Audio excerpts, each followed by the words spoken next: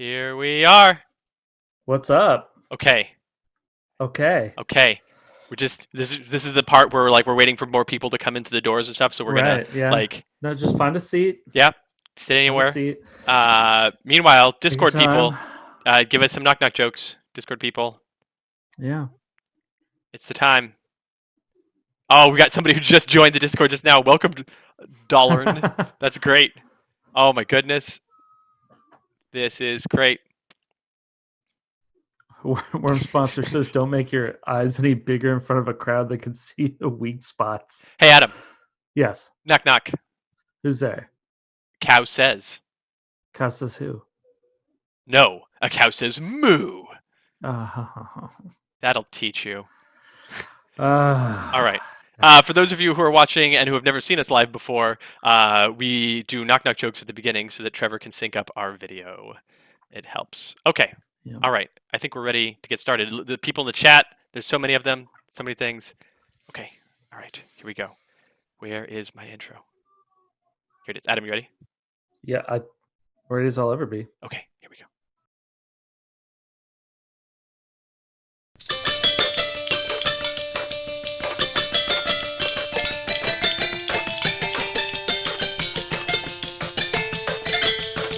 Welcome to the Letters Page, a podcast where we answer your questions about Sentinel Comics. I'm Adam. And I am Christopher. And here I am in sunny Indianapolis, having a great time here at Gen Con. Adam, I'm so glad you could remote in. I know you weren't able to make it this year, but here I am in Indianapolis having a great time. Gathered with all the people outside the convention center, and then we got into the press of the crowds. Look at all these people here this year. This is amazing. Oh my goodness, what a great time. We finally got in the doors, and the hall is full of people and games and all sorts of exciting things going on. We got to the Greater Than Games booth. Look, it looks so nice. There's Matt and Ray and Jen at the booth. Oh man, we have the demo room. But buddy. What? Did you?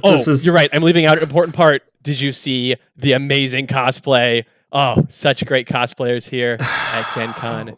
So good. God. And here we are now at Letters Page Live, like we do every year, with special guest Anthony Bedell. Look at him there. That's him. He's here. Yeah. Okay, these are definitely from 3 years ago. So, yeah. What? No, you're in your house right now, buddy. My house? Yeah. Yep. Does my house look like this? Yes.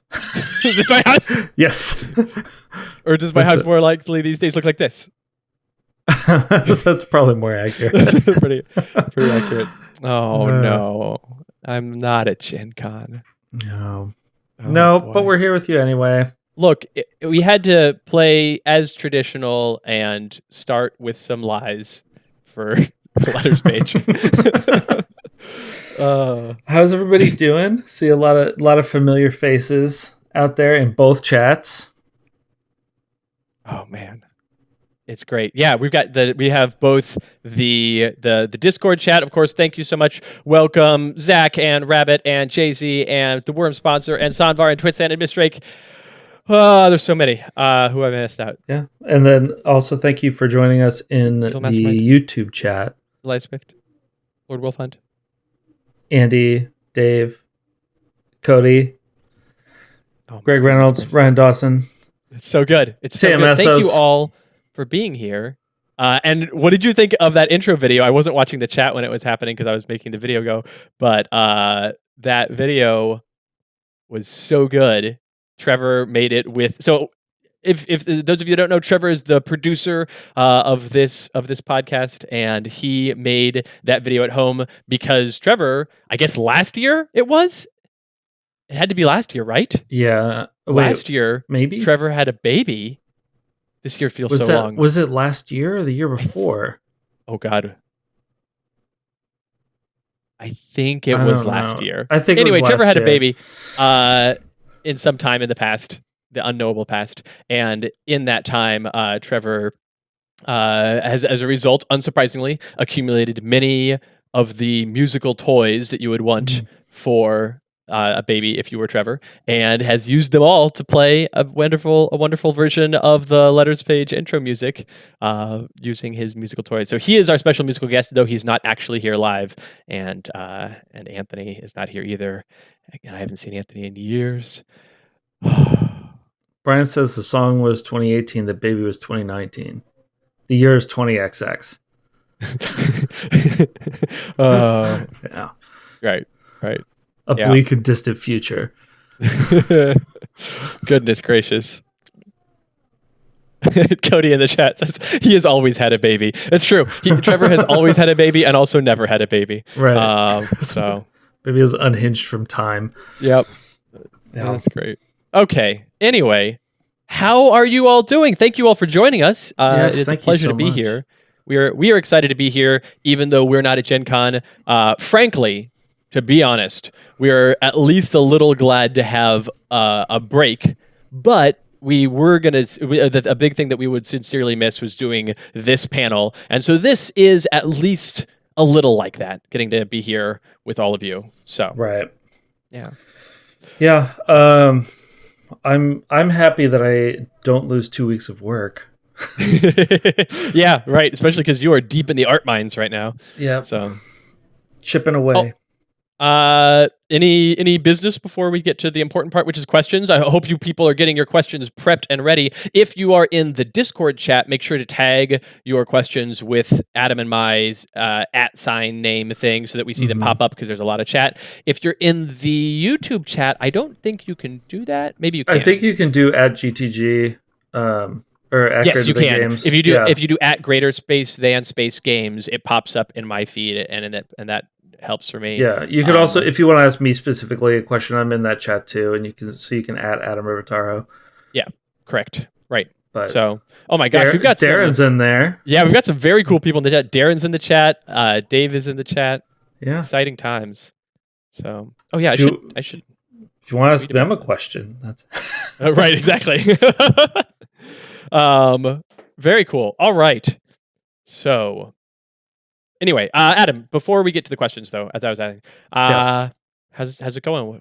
What sort of goofy banter do we need to do to get started? Other than the goofy banter we already did. I don't know. I think that's pretty goofy. I think that we can. We did. Have you been having a good Gen Con so far, Adam? Yeah. I mean, I've spent most of my time in my room. Just like regular Gen Con. Not at all. Oh, I considered, but I preferred the goof I did to start us off of I'm at Gen Con, haha, look at these pictures. But I considered doing a goof instead of last night before going to bed, smoking 4 packs of cigarettes, drinking 2 bottles of whiskey, and screaming for 20 minutes into a pillow so that my voice would be appropriately Gen Con. nice and raspy. Yeah. Yeah. Because that's about like and then what we could both have experiences. Cough drops in, so they're just like clicking into our mics. Just yeah.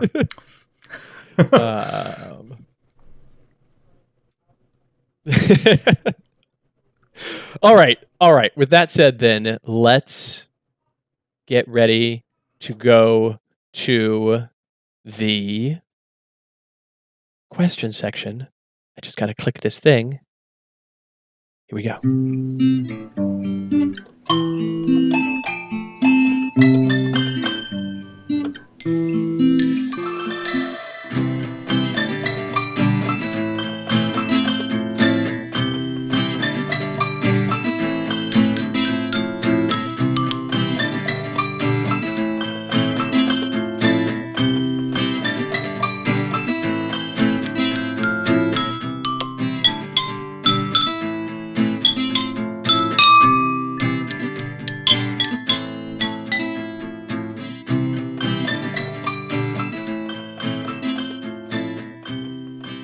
All right, there we go. That was the Letters song, again played on some instruments. It had a sing-along portion. I hope that you sang along at home, but if you didn't, you dropped the ball. No worries. There will be another chance because, as you noticed, I cut the video off. It goes on for a bit, and at the end of this episode, we will play the whole entire video, and everybody can sing along. So, all right. So Don't worry, don't worry. I see some people in the chat being dismayed about how it went. Don't worry, you'll have another shot. That was just a practice run, just a practice run. But now we are into the questions, and they are already coming in. Yeah. Quick and fast. First one's for me, I think. First one is for you, Adam. Yeah. So let's just get started with these questions and make sure, since we don't get to have the people reading the questions to us, do your best imitation of this person. You got to walk up. You got to take the microphone. Oh, hi. I'm the worms sponsor. No, I'm not gonna do that. Good enough. Good enough. Just do it. I'm gonna accidentally pull my mic out. Yeah, that's happened before. It has happened before. Okay, so the worm sponsor asks me specifically, what sort of things do you do to make sure you don't injure yourself while doing so many arts? Not enough. Not enough is the answer. What? Rest, ice, compression, elevation? No, I don't do any of that. No, mostly proper technique, I guess. So like here, I have my pen right here. So this is how most people write. Right? You hold it like that. When you're drawing on a tablet, you need to hold it upright like this. And you lock your wrist and you move from your elbow. That's a big one. So you're not doing this, and it doesn't make your fingers like my fingers still get, these ones are crushed against the tablet, so like they get really sore still, and so like I still have to like stretch them out and stuff like that. But for the most part, I don't get that hurt as long as I do it properly. If I get really in the weeds and I'm doing like sometimes I need this motion, but that's how I don't get injured. Another thing that you do is that you've specifically done for the current set of art projects is kind of ration out how many arts you need to be doing over time. So it's not like, okay, now you're going to do 30 arts in a day and kill yourself. You're like, you have an amount of arts you need to do each day, and you try to stick to that. I haven't really been adhering to that. But that is a plan that you do. That is the plan is that I need to do at least this many in a day. Mm-hmm. So it's actually doing as many as you can. Yes. Great. I'm very irresponsible. We'll in like September we can reassess. Yeah. See if you can take a little break as a treat. Okay. Great. Because the people in the YouTube chats are tagging the Greater Than Games one pretty exclusively, what I think I'll do is we'll just pop back and forth until we catch up with people. So I'll take a YouTube question, you take a Discord question. Great. So I've got a question from Mario Gentella from YouTube, who says, is there ever an arc where Plague gets a redemption story? Maybe gets restored to humanity, or at least becomes a master French chef? Oh, man. That's a good point. Yeah. So in the history of Sentinel Comics, like up to the Oblivion point, no, there is not. But the future for Plague Rat is far from decided. He is not among the casualties to Oblivion. So right. There's some changes near the end of the multiverse period there. Right. To Plague Rat's physiology. Right, because of the RevaCorp stuff. Yeah, so we'll see where that goes. Yeah, somewhere. Yeah. I have a question from Metallion. I hope I said that right, and it's not Metallion. Metallion. Yeah. I like Metallion. Metallion, I think. Yeah. Episode number 54, supernatural settings.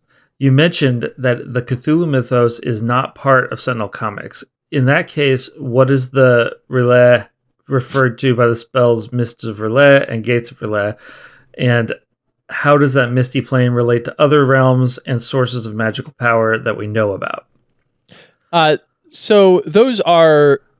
There isn't specifically a relay that is like knowable within the world of Sentinel Comics, but there are many dimensions that are similar to the Realm of Discord being the one that we've talked about the most, that are like otherworldly realms that have their own magical properties. But the specific Cthulhu mythos by name isn't accessible, if that makes sense. So like there's similar sort of things, but there isn't a one-to-one sort of Yeah, and I think that this is an instance of writers just kind of doing what they want and making up, like trying to make up some fancy words for magic stuff, and then not having a whole lot of bearing on the canon, because that happens sometimes too. It does. Man, we have a lot of questions already. All right. So I think, Adam, what we want to do is we will take questions up to... You want to take questions up to the noon point our time, and then say at noon, stop submitting questions, and we'll try to catch up to all of you. And if we successfully catch up to all of you, we will then do a rapid fire, like, give us really short yes or no or one word answer questions. Yeah. So yeah, okay. So that sounds great. That's our plan. So we'll reiterate in half an hour, and then again in 45 minutes from now, to stop asking questions. But until then, ask away. We'll do our best to keep up. Next question from YouTube is from Nolan Trapp, who writes, my question is there ever a plan to do season 2 of the RPG campaigns? To be explicit, will there be another Visitors campaign? Maybe. Specific plans that's scheduled out? No, but certainly I think that we want to do. But that also involves us all being in the same place, which hasn't happened in months. So who knows what the future will hold. Maybe it doesn't. We could. I mean, it's true. We could do it. Yeah, could do a Zoom one. There's options. Yeah. But, right. I have a letter from Powerhound 2000. Yeah. Who writes, ahoy hoy, here are my various questions prepped. Miststorm Universe doesn't start until a few years after the main Sentinel Comics line. So does a version of Daybreak appear in that universe? Yeah, they're notable enough characters in the the RPG universe that in the primary canon universe. I think that they get cameos. Like it's not like they don't get their own book. That it's pretty.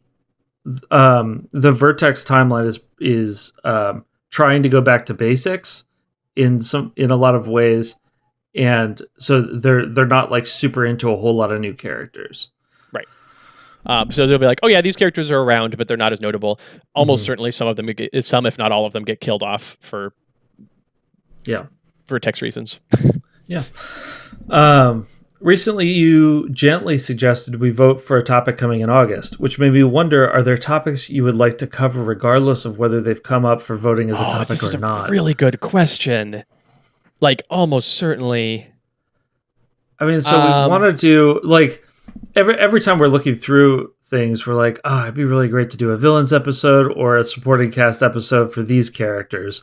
Like, there's anyone we haven't villains done. Or supporting cast for anybody. Yeah. Yeah. Man.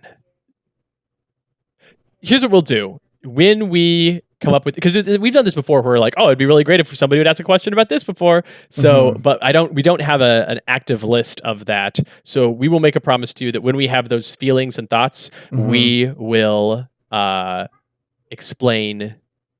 We will say those things on the air in some episode. We're like, just so you know, this is a thing that we would like to talk about. Up to you whether or not you submit it. Power's yours. Yeah. Yeah. And thank you for playing along with us, really wanting a specific episode in August. Yes, thank you. That actually helps us a lot. Yeah. What does Visionary think about the fact her younger alternate self has become a hero in her own right? I think Visionary's pleased because originally Visionary wanted to prevent the young Vanessa Long from having to go through the stuff that she went through. But then she went through her own set of things with the Dreamer story. And so then seeing her overcome that and like come into her own as her own person was good. Yeah. But she also worries that she's going to have to go through some of the terrible stuff that she's gone through. But she also knows that she doesn't have a Dark Passenger. So that's... but she knows that there's a danger to that power set. Yeah. There's an inherent danger to it. Like my wife refers to it as a villain power set because it's real easy to be a villain if you're psychic. Right. Was there ever an issue where Vernon Carter met Tyler Vance? I don't believe so. I don't think so. I think that Vernon Carter died in World War II. Right. So I don't think so. And then finally, why does using a relic make Headlong feel inferior to his friends? Well, because everybody who is doing some things have moments in which they feel like they maybe don't belong in the field that they're in or things. And for him, he's like, oh, all of my friends have these powers and that's like an innate part of them. Yeah. And for me, I only got my powers through this item. And like, obviously from our point of view, we can step back and be like, no, buddy, you're just Right. as valid. You still But have powers. right. Like, But that doesn't for him, like he has this imposter syndrome and he has connected that to this feeling of, oh, it's because I have this relic. But like that is much more of a personality trait than an actual fact of life or anything. Yeah. For those of you who out there in the world who have never experienced imposter syndrome, congratulations. Enjoy. Yeah. Like, really. Woof. All right. Is that it from Sunvar, from Powerhound? Yes. Yeah, that is All it. right. Thank you so much. I've got a question in the YouTube chat from Sam Radicke, who says, on the background of Bloodstone, Progeny's original symbol is seen on a parchment with a figure drawn over it. Who is the figure? Why is it there? Basically, what does it mean? Adam, do you remember the Bloodstone art?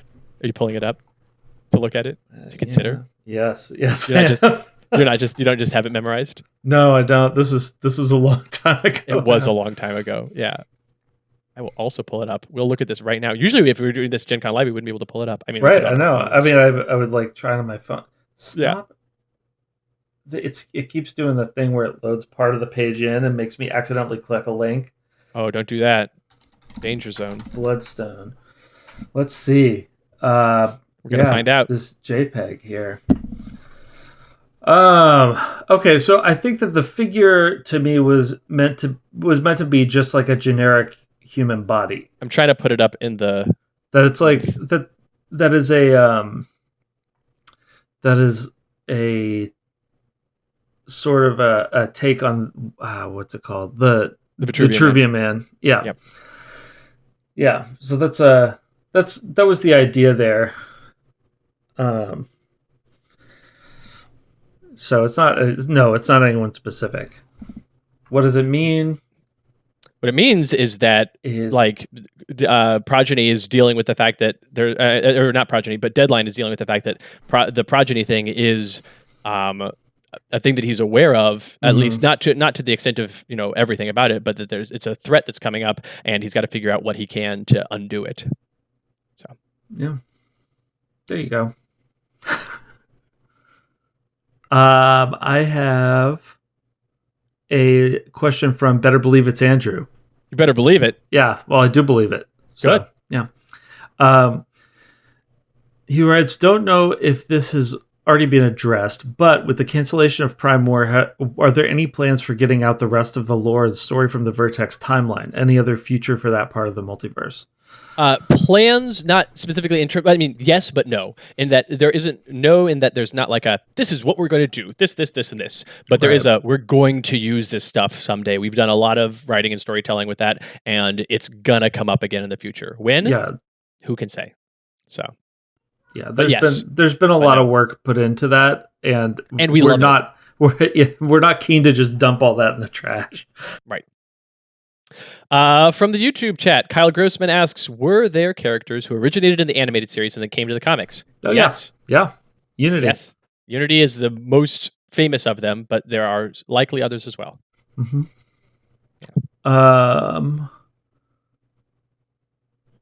The first backer, Quasi Quirky, asks, so with the delay cancellation of Prime War story content, can we get some more info on who were the teams and some more spoilers to whet our appetite for more story?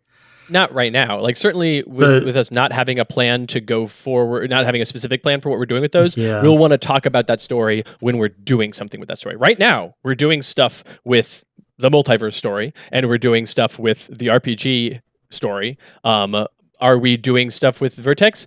Not specifically. We will, and when we do, then we want to share it with you. But right now, it's a little bit like, hold on, wait. But just know there are always infinite more stories that we want to tell you that we haven't yet, that we will someday if we get to it. So, yeah. Where am I here? Oh no, the chat jumped. Oh my gosh, I think the chat jumped up to. Oh boy, the YouTube chat doesn't seem to be timestamped the way that the Discord chat is. So I just, here we go. I'm good. Tony Wicks asks, what is the naturalist's one animal he wishes he could become? This is a good question. One animal. If you could be any one animal that he currently can't be, what would it be? I think some kind of sea animal, like not like the alligator can go under water, but like something like a porpoise. A whale. Yeah. Yeah. A shark. Yeah. Or maybe maybe some kind of space animal, some sort of spacefaring animal. Ooh, Yeah. Both of those would be useful. Mm-hmm. Plus, like, interesting and fun. Yeah. Elias Swift writes, Dear Adam and Christopher, we know of Grandpa Legacy, OG Absolute Zero, and GI Bunker. Are there any female Golden Age superheroes that exist? Yes. Alternately, was there a desperation in the vein of Shmi C's, that's hard to say, comics Bombshells line? There hasn't been one. No, there's not a Bombshells line, but there are female Golden Age superheroes, certainly. There's a couple of them. There aren't as many because most of them came in the Silver Age. Right. Wraith was the first one that had her own book. Yeah, right. And she's technically a Golden Age hero also. She's definitely a Golden Age hero. Technically. Like she was around for a long time before. Yeah, she was around for a long time. What else does Elias Smith say?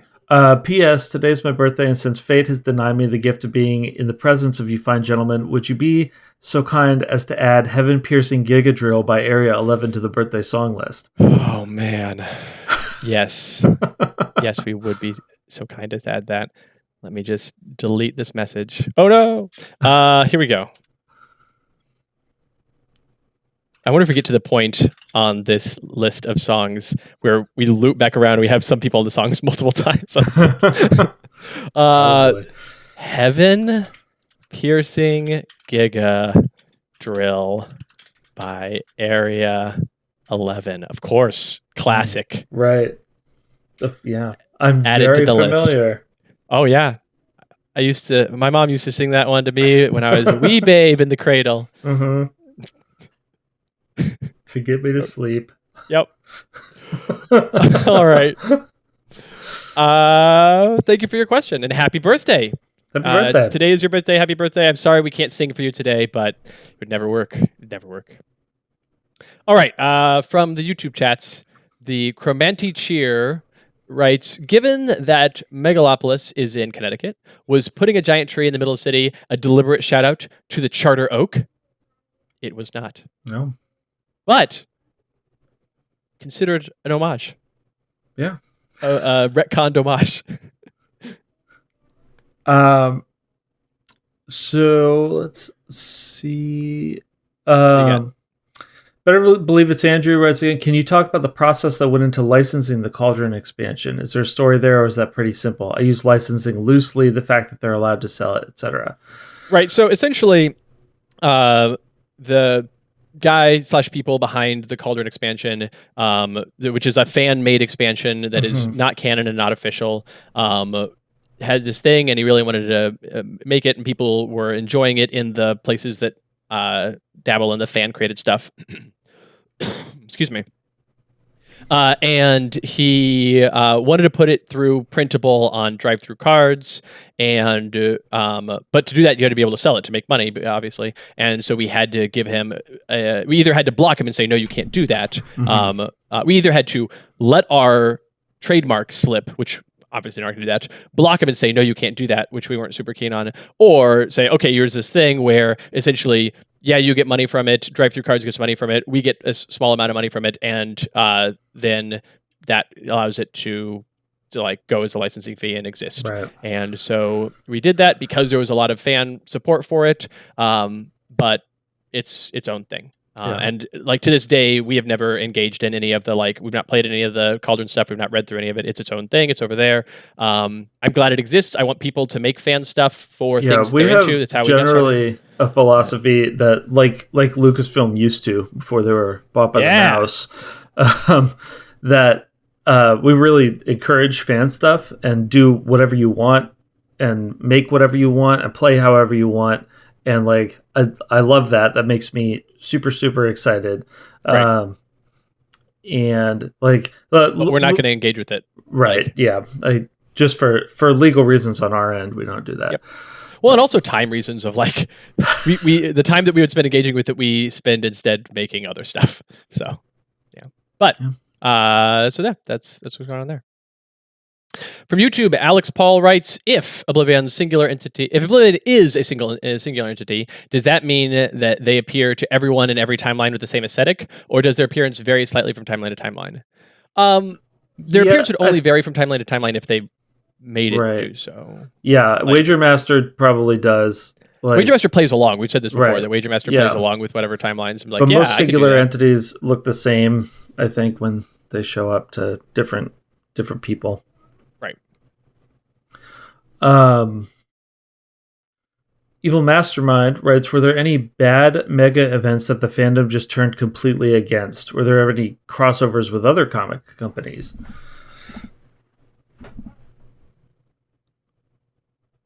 Bad mega events. Mega events? I don't think so. I mean, like, yeah, I don't think so, because we don't. Sentinels doesn't devolve into the event-driven storytelling that modern comics has. So, like, I mean, if you look at the books from 2000 on, essentially, with both of the big two publishers, it's just event after event after event after event. And Sentinels didn't do that, and we don't have that with Sentinels. We have pretty just ongoing storylines and arcs and things, and some of them become big events, but many of them do not. Which is why we think everything happened in the 90s, right? Because we still have 90s storytelling format storytelling. Yeah. The other question. Yeah, were there crossovers with other comic companies? Probably. Yeah, almost certainly, and we know that there's some content, but yeah. I can't imagine there weren't. We just haven't made another comic company yet. It's almost inevitable. All right. Here we go. More questions. Joshua Sheena writes, especially now that you guys have been doing a lot more work with other teams and developers, how do you feel about opening up that level of control over the world you created? Oh, very bad. That's not entirely true. Where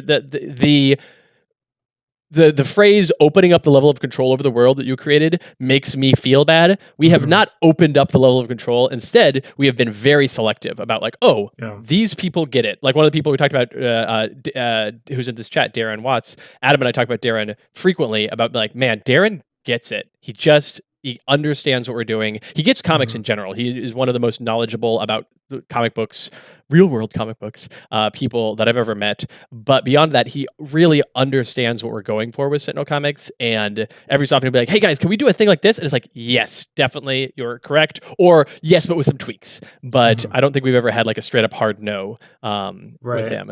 And so there are other people, like people working on the RPG, and that have Wonders. Yeah, that have had the opportunity to like get their hands into it, but with all of it, we have oversight on everything, and we have like people are no one makes a call that doesn't go through us, right? And it's been good, but it also is like we could probably stand to be a little bit less controlling about Sentinel Comics, but we don't wanna like maybe someday when we're dead.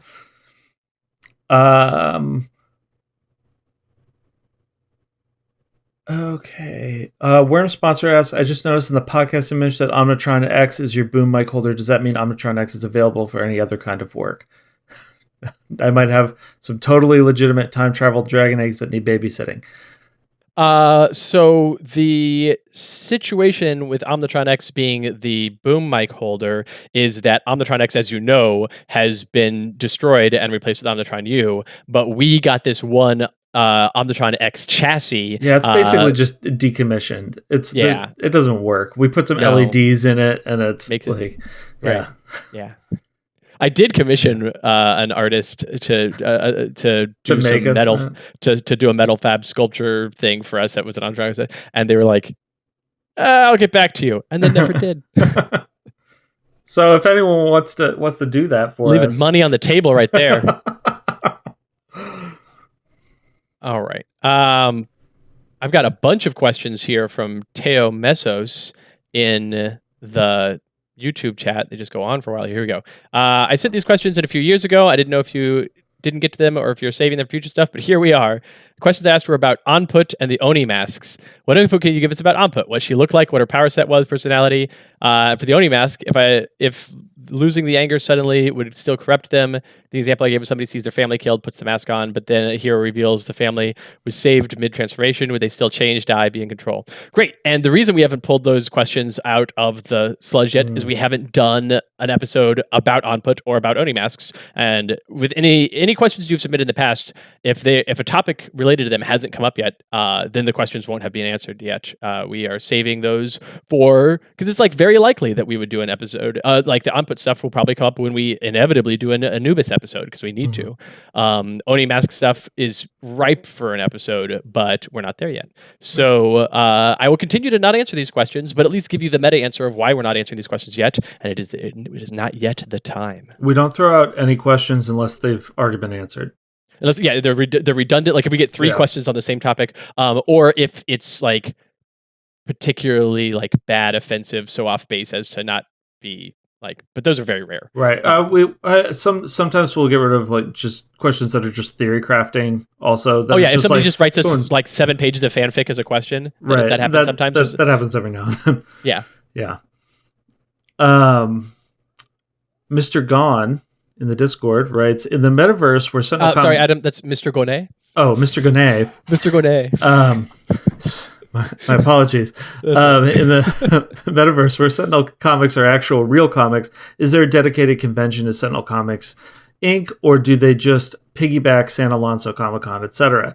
In the metaverse, is there a Sentinel Comics RPG, and is the Sentinel Comics RPG also the RPG in the metaverse, or do people in the metaverse have to use like champions or something? Hey, champions is fine. Okay.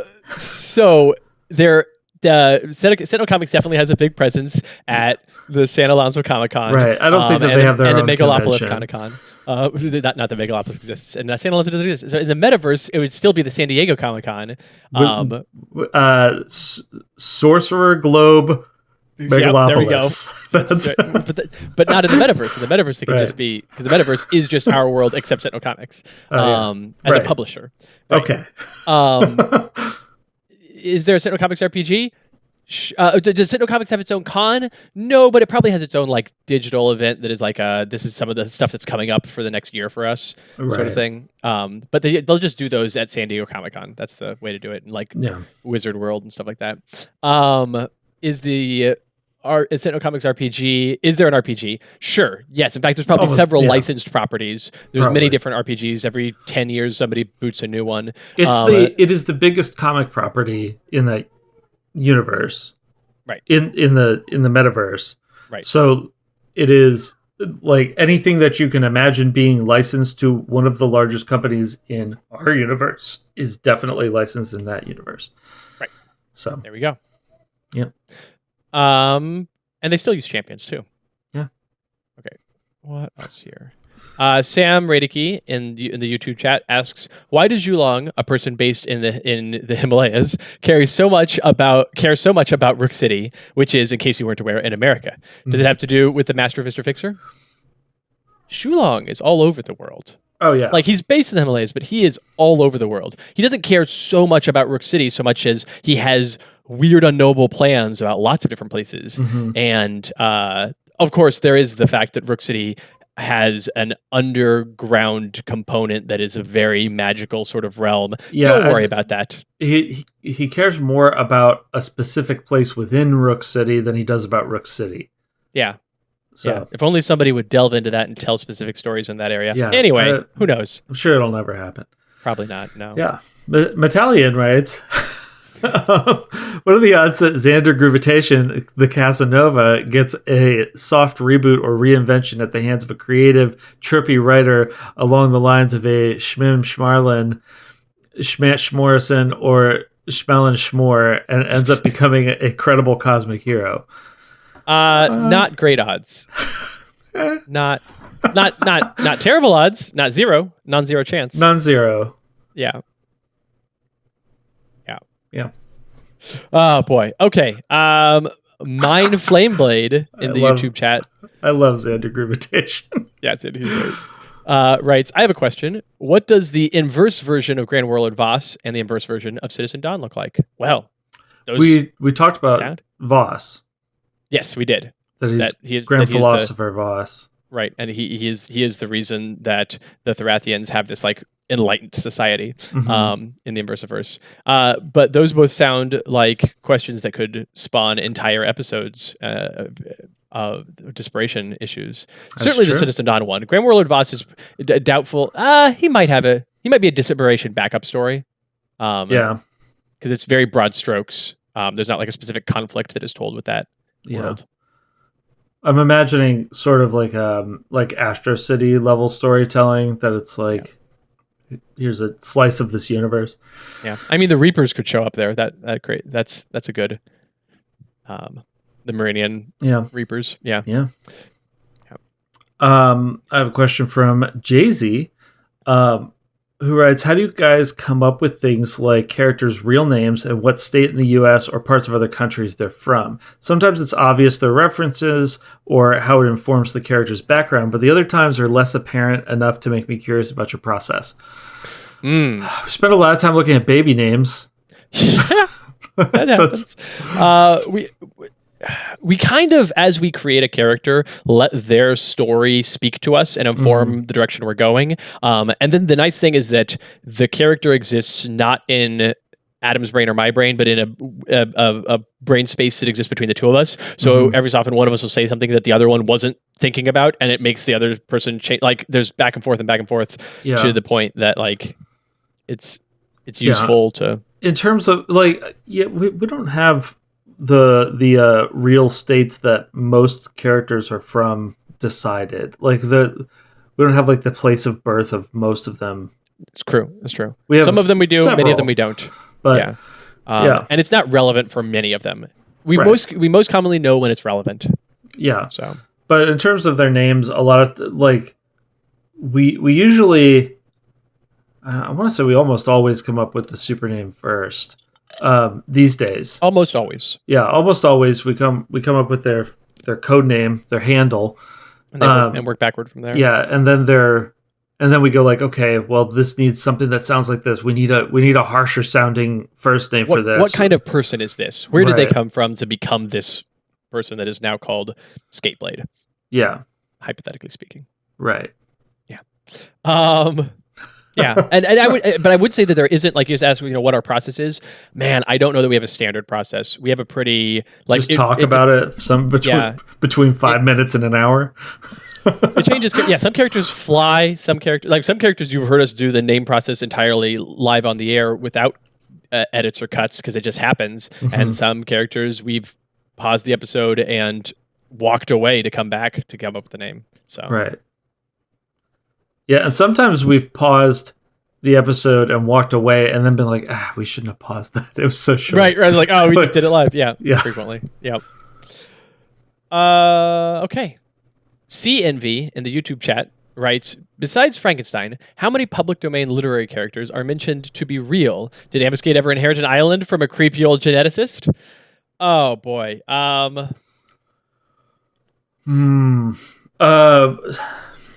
Yeah, how many? There are more. There are more than just Frankenstein. Getting into them is an entire episode. Like I hate to just push things back, but there's so much there.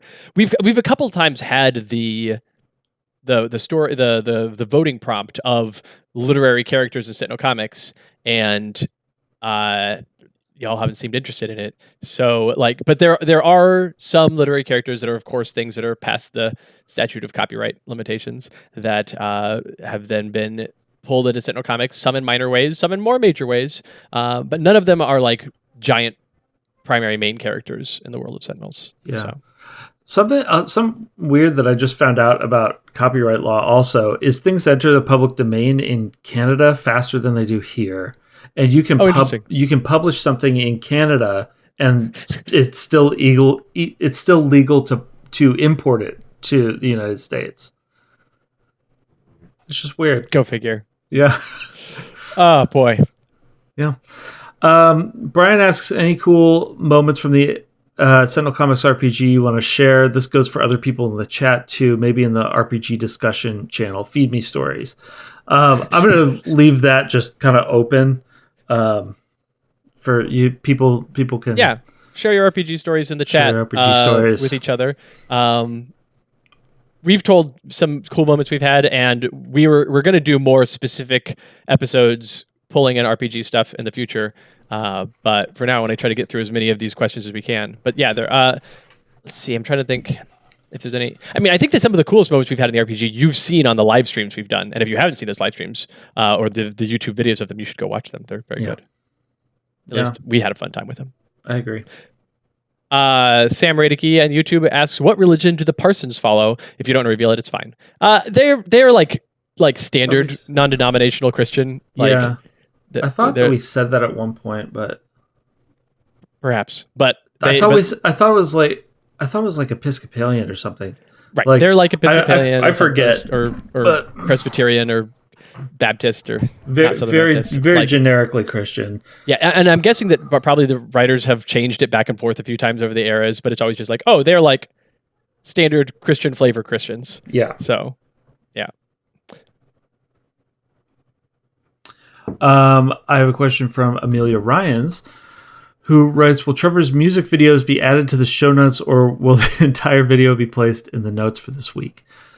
Something along one of those lines will happen. It depends on how Trevor and I can figure out how to upload it and make it work. But we'll make something happen.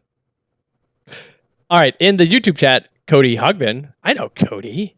Hi, Cody. He's great. Hi, Cody. He's great. He writes, maybe you've told us before, but does the planned Sentinels of Freedom one-shot for the RPG cover a different story than that shown in Chapter 1 of the video game? Oh, yes. Oh, yes. Very different. Indeed. It kind of connects the dots between stuff that's happened in the RPG, the story stuff that's happened, like in the starter kit story that establishes some things about the world. Other RPG adventures we put out, and even the core rulebook establishes some things about the world. And then the one shot that we're putting out connects those story things into what's happening in the video game. And you can play that and never play the video game, but why would you deprive yourself? The video game is now on Switch. We have a Sentinel Comics Nintendo game, first of many. So, yeah. Yeah, it's super exciting. Yeah. Brian asks, is there enough material for a Baron Blade supporting cast episode? Ooh, Adam, I'd almost want to convert that into I want to say yes, but we don't want to do a Baron Blade supporting cast episode for a while because there's some stuff there and we could pull that in. Well, yeah, so I wouldn't say no. Like, I think that any character we haven't done a supporting cast episode on is fair game. Like, don't put in a Hippo supporting cast because Hippo is supporting cast. He's supporting cast. Yeah, like that's minor villains don't have supporting casts, but most of the time. Josh Rashina writes, I don't know if you can answer this, but do you know if there's any plan for an app or something to guide through RPG character gen? So we have talked to some people about making an app before. It may or may not happen at some point in the future. We don't have a plan of like, yes, we will be releasing one in Q3 of 2021. Like, there's not a plan like that. It's a thing that we'd like to have, but also it's not a thing that we're actively working on right now. Right. So. First backer Quasi Quirky asks, are you able to give us any updates on the history of Sentinel Comics, especially as you keep on adding to and fleshing out the history and the back issues? It is in process. That's the only update we can give you, really. The update is it's coming along nicely. There's a lot of writing in it. It's the writing is actually very close to be done. That's why we recently asked for names from the people who are getting their names to the books. Mm-hmm. Anyway, so it's going very well. I was going to tell you my plans of when specifically I wanted to come out, and like that's a foolish idea because Oh, I yeah. don't have any control over that. Right. So yeah, no, it's in the not too distant future. In the grand scheme of things, before we die. That's my Maybe. preference. Maybe. Could happen tomorrow. The book could not come out tomorrow, Adam. Don't be ridiculous. I have a question in the YouTube chat from Nerd, who writes, I have some questions pertaining to the best environment, the Enclave of the Endlings. Was ever a story arc set primarily on Orbo? If so, what heroes and villains showed up? Before they died, what were the Infectors like? How many attempts at interspecies relationships, if any, were hampered by their propensity to name themselves Corruption of the Infectors? So these are great questions. There certainly is some story that is very heavily connected to Orbo. There's definitely stories about the Infectors. These are good things to submit as episode topics, and like we're not gonna. Orbo was almost an environment like 4 times. So yes, right. So yeah, there is a story arc set primarily on Orbo. What sort of heroes and villains showed up? Ones that tend to do stuff in space. What were the Infectors like? They were like space plague. They're just like locusts. Yeah, space locusts. Yeah, they just go and ravage a world and then go to the next one. Yeah. Oh, it jumped. I think that, Adam, you are at 11:20. Thank you. We are 31 minutes behind on questions, which is good because we used to be 45 minutes behind on questions. We're catching up. Walkie Target asks, we're coming up on the main RPG book's completion. Having gone through that process and getting a handle on how long it takes, how long do you think it will be before Kickstarter backers start seeing previews from the next book? I think it will be months, but not lots of months. Yeah, that's what I think. Right. Yeah, the next book is already being worked on by some people. Oh yeah, the next 2 books are already well in process in terms of writing. Yeah. Things are moving along quite well with those, but it's going to be a while because there's only one layout team, and so the layout team has to finish one layout project, or actually right now they're working simultaneously on 4 different layout projects. One is RPG book, three other things. Actually five layout projects right now that the layout team is working on. So it's going to be a matter of when they're ready to start laying out the next things. Mm-hmm. So, but they're also very familiar with how to lay it out at this point, so it should go faster. Yes, definitely. Yeah, we had to kind of invent the wheel in the first place when doing the RPG core rulebook. We used a lot of things from the starter kit, but also moved past a lot of things there. Christian Cruz in the YouTube chat writes, you guys are awesome. RPG question, can minions created by abilities of a Legion villain have abilities of their own? The answer is yes, but it's like if you're baking it as a GM into the scene where you're like, okay, I've created these minions. These are specifically the minions of when the Legion summons these minions, these are these minions, and this is their ability if they have one. Mm-hmm. So. Right. Samvar writes a follow-up. Wouldn't Daybreak and Miststorm have to be different since Aeon Girl only exists in the RPG timeline and Tiago became Ra instead of Muerto? So who replaces them? Yeah, I mean they would have to be different, but this is a little behind the curtain thing. Aeon Girl actually originally was for Vertex. Yeah, and then got moved over. And then we moved her to the main thing when we were like, I don't know how far we're going to get with this. Right. But like we said, there's not the Team Daybreak mainly gets cameos, and I don't even know that there is a Team Daybreak so much as there are the individual characters get cameos and show up. Right. So. No, there's no Muerto cameo because Tiago is Ra. So, spoilers. Yeah. I'm actually going to take a couple of questions from the YouTube chat, from the Discord chat, because there are a couple of questions that just tagged me and not both of us and have been skipped. Okay. I looked up and saw them. So I'll get back to the YouTube chat in a couple of questions. Okay. But I'm just trying to go through chronologically here on both of them. Ipswatch in the Discord chat writes, will the RPG issues be released sequentially or are there holes? For example, Daybreak number 7 was Myriad. Will issue 8 be released? Maybe someday. It's more likely that we'll jump around a bit to be like, here's this jumping on point. Feel free to continue telling the story in your own home games from here. You can kind of guess or figure out on your own where things are going from here. But we're less likely to give you sequential issues than we are to give you like starts or middles of arcs to get you rolling. More on that in the RPG core rulebook. So Curious Observer writes, in the Animal Friends episode, you mentioned that Mr. Fixer has a cat that comes up on him when he's asleep and he doesn't realize it's there. I thought that with his super senses, he'd be able to see the cat even if he's asleep. Am I missing something? Cats are so sneaky. Cats are so sneaky. If he were awake, he could but you can't see things when you're asleep. Adam specifically said also that like Mr. Fixer acts like he's like, I don't know, the cat was here in the night, but that he was aware of the cat because of course he is. So Adam did specifically address that in the episode, but also like, it's just when he's fully unconscious sleeping, he does not have perfect awareness of his surroundings. Very heavy sleeper, turns out. Yeah, but the cat wakes him up. So when a bad thing is happening. In the Discord chat, Asmore writes, which Sentinels hero would be scariest if they became a villain? Which villain would make the biggest positive impact if they became a hero, not counting the positive impact of them no longer committing super crimes? Hero that's scariest as a villain, the easy one for me to say is Visionary, but then that happens. Right. But like Visionary would be terrifying as a villain. Also Legacy, have you seen how that goes? I think that we've dabbled in this thought experiment between things like Dark Visionary and Iron Legacy. Of the other ones, let's see. Chrono Ranger, jumping through time to do crimes and be unstoppable. That would be bad. Tachyon would be real bad as a villain. That could be real bad, yeah. Yeah.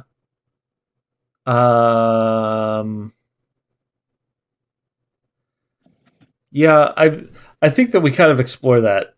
Right, that's what I was just saying. And then similarly with the villains, that's what the villains in Oblivion are about. Because Akash Buddha. Right. Yeah. La Capitan. I was going to say La Capitan would be a great villain to become a hero because with all the time travel stuff, you can make a really big positive impact. And does. Yeah. Yeah. Right. Yeah. Luminary. So, yeah. Is there another villain that doesn't become a hero that would be like, but if they did become a hero. Oh yeah, sure, Wager Master. Oh sure. Yeah. If Wager Master is like, you know what, actually New Leaf. And he'd keep it up for a few months and be like, I know that I'm essentially the physical embodiment of chaos, but what if isn't it the most chaotic thing to go against by nature? All right. I have one from Italian again. Hold on. What time stamp are you at? 11:25. Go back to 11:23. You skipped a bunch. Did that one? No. Yeah. The one that says, "Are you willing to talk about Ennead in the Vertex timeline?" I don't. You definitely skipped stuff. Go ahead. Oh. Come on, champ. Yeah, I missed that. Okay. You also missed Curious Observer 11. Oh, no, you got that one. You didn't, yeah. I got Curious Observer. That's the one I got. Skipped Twitson. Yeah. Okay. Twitson writes, are you willing to talk about the Ennead in the Vertex timeline? I made Adam to go back and read this so I could say, not right now, because we're not willing to talk about anything in the Vertex timeline right now, because we're focused on not that timeline. But we will talk about the Ennead in the Vertex timeline when that time comes. Yes. Adam, real quick, before we continue, because I've got a bunch more YouTube questions, we are at 1 hour of recording. For those of you who haven't watched us live before, our audio recording device gets a little bit weird after the 1 hour mark, so we tend to stop here. We're going to keep being on the air. This part is only for you. It won't show up anywhere else, as you get to watch us excitingly save audio files. Right. Gen Con Live 2020. Christopher Part 1. Both Adam and I save our audio. We record our audio independently and save it independently so that after the thing is done, we send that audio to Trevor so he's not pulling from this live stream audio, which is much worse. And then Trevor makes episodes out of it that he wishes we had better microphones, but we don't. Yeah, I'm not exporting right now. Yeah, that's fine. Yeah. All right. Adam, yeah. Adam, are you ready? Yes. Okay. 3, 2, 1, go. Hey, Trevor, this is part 2 of Gen Con Live 2020. This is Christopher. Hey, Trevor. This is part 2 of Gen Con 2020 live. This is Adam. Hey, Adam, how are you? I'm good. How are you? Good. I'm doing this instead of a knock-knock joke. Would you say some back and forth things with me? I am saying some back and forth things with you in lieu of a knock-knock joke. That makes perfect sense to me. I am so happy to see you today. Excellent work. Thanks. Are you not happy to see me? No. Great. All right, get back into it. So I'll go ahead and take a question from YouTube. CNV in YouTube writes, in the untold story of Sentinels, they say that the team of Ribitaro and Bedell did not lead until after the market crash. So why do all the covers from before then have their names? The covers that are canonically accurate and updated, which we're doing as we go through time, do not have those names on them. No. So, I'm changing some things. A lot of the covers have been updated, and it tends to be that only the covers that actually should have those names do have those names. So right. So now it should be 11:25, yes, right? Correct. Okay. By the way, hold on before you get started. It is noon. The time is noon now that we're on to a new one. So please stop asking us questions for just a little bit. We're going to try to catch up with you. We'll see where we are in half an hour. We're going to try to, in a half an hour, get from where we are now to catching up with all the questions. And then we'll take more questions. I think that we want to go until 1-ish, so that way we do a 2-hour panel, then we call it good. But so here we go, fast. Metallion writes, is there anything specific about Misbased magic that makes it so good at creating portals and universe-destroying storms? No, it's not that it's specifically Mist-based so much as it is specifically going into other worlds and other realms based. Mist just tends to be the medium of what she's doing, if that makes sense. It's like it's just kind of the power signature, right? Yeah, of that. Yeah. Rasmus Dane on YouTube says, in an episode a long time ago, you mentioned that Guys has a cat. You didn't mention it in the pets episode. Fill us in. No, I will not. You will find out in the not too distant future, in the very near future, about the Guys' cat. But Guys' cat does not show up in the history of the multiverse before Oblivion. So correct. There you go. Yeah. Miss Drake asks, can you give us any fun tidbits about the upcoming Freedom 5 game? It's a super fun board game designed by Richard Lanius with some extra design help by the Sadler brothers, who are awesome, and it's got a lot of cool stuff going for it, and the art is amazing. The art is amazing enough to make me incredibly insecure. You're gonna be fine, buddy. You're gonna be fine. I'm fine. You're gonna be fine. All right. Jay Blair on YouTube writes, how's the story coming for Chapter 2 of Sentinels of Freedom? And the answer is it's done. It's done and been delivered to Underbite for weeks. They are working on it, and that is all in their hands. I just had a meeting with them a couple of weeks ago. Yeah, where they were like, what is this? What is that? And I had to go through and explain all those things. And they're like, okay, I think we can do that. Can we make this a little bit less? And I'm like, well, how about this? I'm like, oh, okay. But yeah, they're doing it. They're doing it. Walking Target has a similar question. Oh. You said previously that you've written up a lot of story for Underbite Sentinels of Freedom game, but they had to chunk it up into chapters.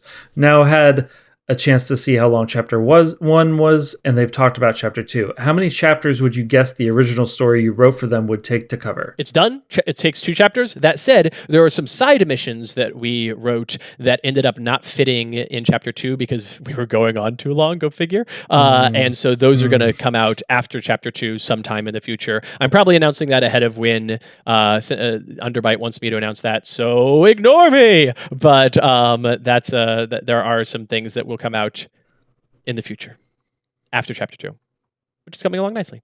CNV on YouTube writes, who starred in the live action Black Fist movie? I don't know.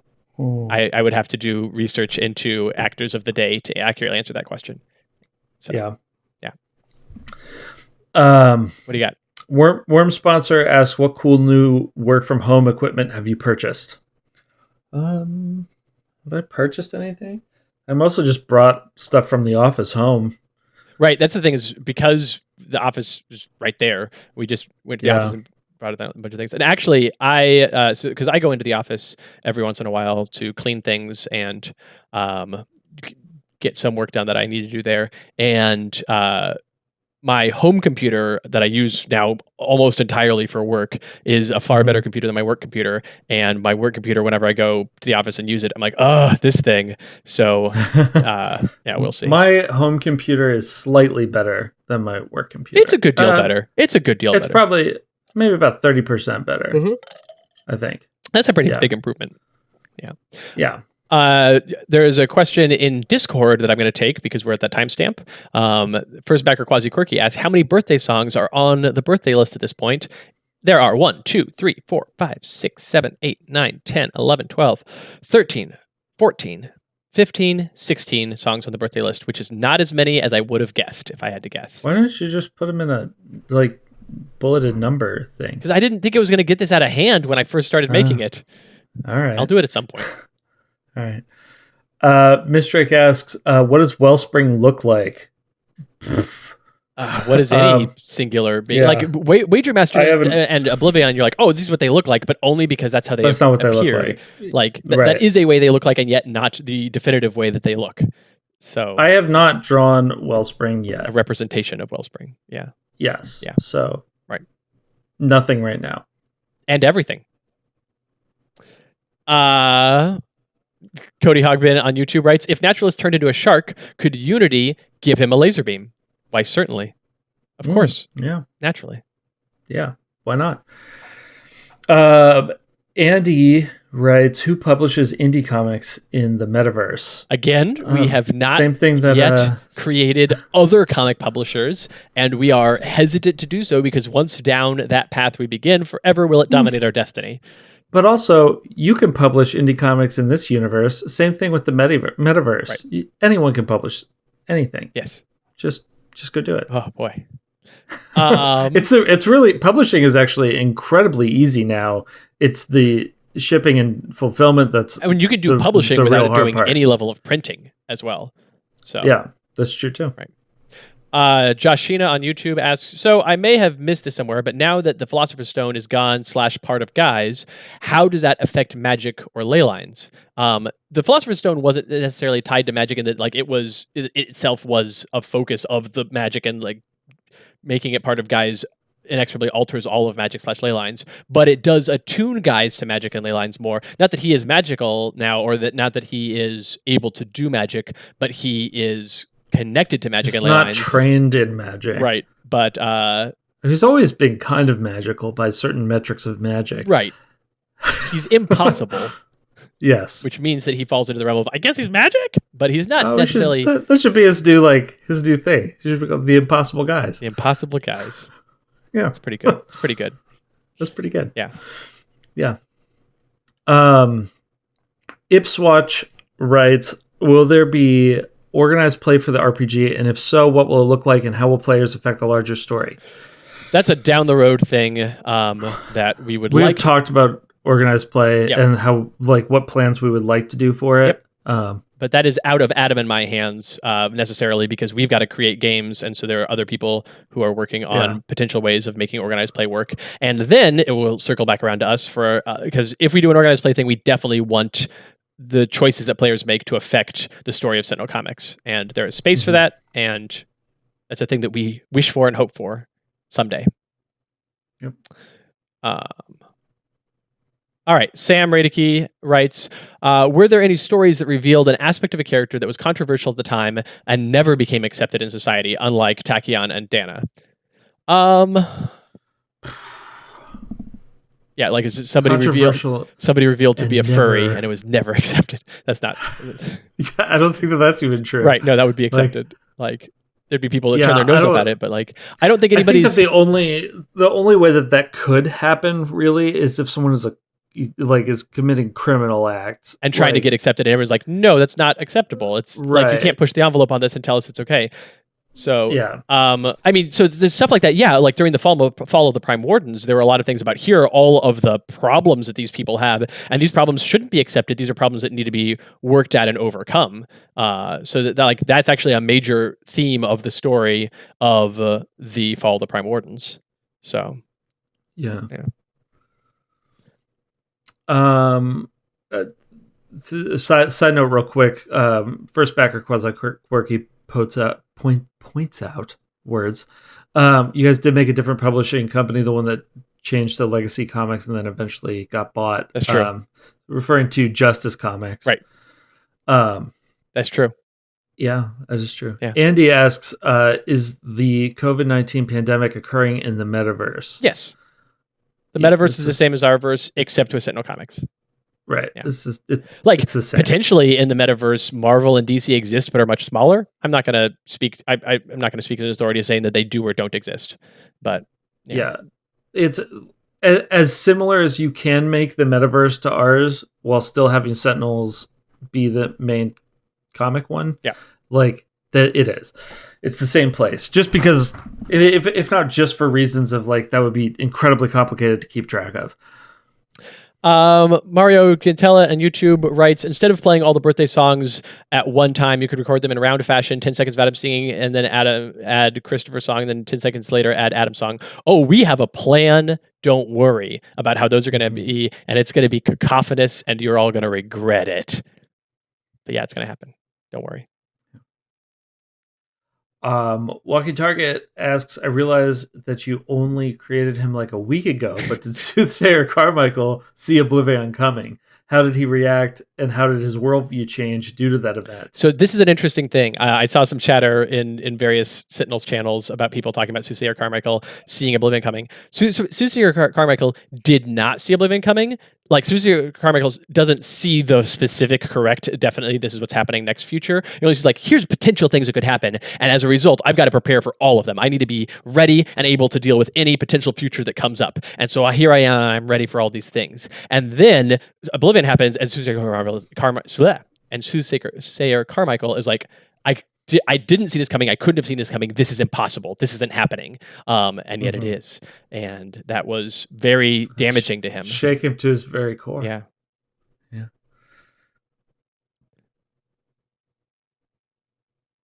I've got a question from Chiron Johnson, who writes, what was it like turning your ideas for superheroes into actual decks? I mean by that, how difficult is it to transform your idea for a character into a playable deck? Sometimes very easy, sometimes very difficult. Some characters were kind of created simultaneously with their decks. Most of them are fully fleshed out as characters. Then we make their deck, and in the act of making their deck, actually fleshes out the character even more. Because every time you write anything about a character, it fleshes them out more and more. Every character can continually be added to. That's what you're doing every day of your life by living your life, is adding to your own story. I think that the only character that really was like the deck materialized before the character was even close was Tachyon. Because like when we went in, we knew exactly how we wanted that deck to work. Yeah, but we also knew that she was a super science speedster. So like the character existed, and that she was a speedster who did science. Oh, it's true that there's a lot more. That's what I'm saying. But like, so it wasn't. I wouldn't say that the deck existed before the character, but just that the bones of the character were pretty bare, and then we made the deck, and then we did much more for her. So yeah, but but we knew how the deck worked before we even knew how she looked. That's true. That's true. But the character concept of she is a super speed scientist existed. That was the seed. That was the only seed we needed for the deck. Whereas other characters, we need far more robust ideas to make a deck work. Yeah. So. What you got, buddy? This is that one was answered already. So I'm gonna skip that. Elias Swift writes, as someone raised on 90s cartoons and who recently made jokes about PSAs with one of his SCRPG characters, I have to ask, what was your favorite ham-fisted, cheesy Sentinel comics, don't play with drugs, guns, alcohol, strangers, Halloween candy with razor blades on them, PSA? What's our favorite PSA from Sentinel Comics? Oh, boy.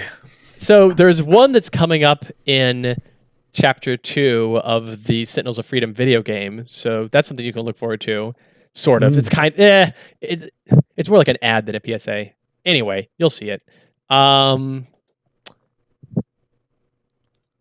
This is a creative like, process where we create PSAs. I know this. Like I'm like, well, hold on, let me think of a PSA real quick. Right. But no, like that's a whole thing. I think it's a legit creative process to do where we come up with ads, PSAs, other like non-canonical things, or even canonical. Some of the PSAs can be canonical, where like the story was written with this ham-fisted intent behind it. So, what's our favorite one? One that we haven't told you the story of yet, but will when you demand it. Charles in Tune writes, was there ever a live action TV drama on Sentinels? Yes, for sure. At some point. I mean, yeah. Sure. Right. Yeah. Curious Observer writes, if the Inversiverse involves everyone's alignments shifting from good to evil and vice versa, then wouldn't the world itself be a lot worse? Because every average Joe just trying to live his life and do right in our world is now evil. I feel like that ratio is going to be a lot more evil people in this world than good people. Or is it only for like the superhero or villain ones that switch and your average citizen stays relatively the same? It's that last part. Yeah. Yeah, although like the places of Megalopolis, like Megalopolis becomes a darker, crimier place, and Rook City becomes a more positive, like happier place. We actually have two different. But it's just like we take the protagonists, major elements, and switch them. Yeah, like that's basically protagonists become antagonists, and antagonists become protagonists. Yeah, right. That's actually a very simplistic way of putting it. It's more deep than that, but that gives you an idea for it. It's not the whole. Right. It's not every aspect of the world. Or rather, there still are civilians, or the concept thereof. But, okay. Let's see. Question from Sam Radicke, who writes, is there only one Faultless in the multiverse, or has it been demoted from being singular? Yeah, Faultless was a singular entity, and even when it was made into a Scion, it still was a singular entity. A lifetime supply of Blade bots writes, even if Oblivion is defeated in the Sentinel Comics timeline, is it still possible for straggling Scions to exist and be villains? Absolutely. Yep. Correct. Yep. In the chat, Stoutly Pepe writes, meant to send this in for Argent Adept episode, but we forgot. Are the Melody cards, Saraband of Destruction, and Rhapsody of Vigor also references? Also references to what? Saraband of Destruction. And Rhapsody of Vigor. If are you saying is the art of them references to something in some other medium, or is the name of them references to something else? If they are, it's not a thing that we know. There's not intended to be any art or title references there. That's all us. So, not intentionally. I'm not sure. I'm not certain what you're specifically asking for, but yeah, I just double checked, looked at them, and nope. All right. We caught up in the Discord? No. No, there's just a lot of chatter that wasn't. Yeah. Curious Observer writes, why didn't Orbo fight in Oblivion? That would have been absolutely fantastic to watch a planet fight a Scion. Pew pew. He did. Orbo definitely fought in Oblivion. No, he didn't. No. The Enclave of the Endlings leaves. That's the whole thing that happens before you get to Oblivion is the Enclave of the Endlings. Yansa goes, all right, I'm out of here. And bye. Yeah. So that's why. I'm protecting my toys. That's why is that Yansa didn't want to lose all her stuff. In YouTube, Alex Paul writes, if Nightmist background borrows from the Cthulhu mythos, then does that mean that works of H.P. Lovecraft exist in the metaverse? No, we've talked about this before. So like the works of H.P. Lovecraft exist in the metaverse, and they are the same in the metaverse as they are in our reality for the metaverse rules reasons. And the writers are like, oh, we'll just like use this as inspiration for this character. So there you go. Yeah. Jay-Z writes, how did you guys choose what stats and abilities to change on the Freedom 5 and Unity between their starter kit versions and their archives versions? Those just like what story things that we wanted to, what directions we wanted to push them in. Right. A little bit of story, also a little bit of mechanical changes in the system that between when we wrote the starter kit stuff and when we wrote the core rulebook stuff. The core rulebook, we didn't have like major sweeping changes. We had like, these little tweaks here and there. And then as a result of that, like Adam and I sat down and rebuilt all of the heroes in the archives from scratch, and then we looked at them and compared, and we're like, oh, how do these compare to the versions we put out before? But unsurprisingly, the Freedom 5 changed a decent amount because they had like been written far earlier on and also had much more story changes to them, whereas Daybreak didn't really change at all because that was written much later, so it used much more updated content, and their story was still the same story. So, Yeah. And on YouTube, Charles and Toon writes, in the RPG, would Akash 3's seeds work? An Akash 3 type character, I mean. So, right, in the RPG, you would have to have some sort of ability for, you'd have to build the character around, like, I am interacting with the environment and doing stuff there. That's a thing you can build. So, like, that's... Yeah. How would they work? It depends on what story you're trying to tell with the character, I guess. But like that'd be a thing to go through and look at each of the characterizations and build out.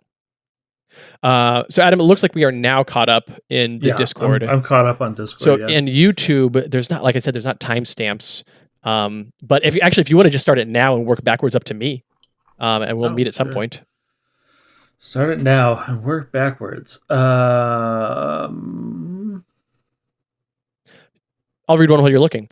Chromanti Cheer writes, any chance we could get any juicy deets on the British and French-looking heroes pictured alongside World War II Legacy and Bunker on the Heroes of Yesterday banner? Yes, but not in this episode. So in some other medium, you will get those deets. But those deets exist, and they will happen.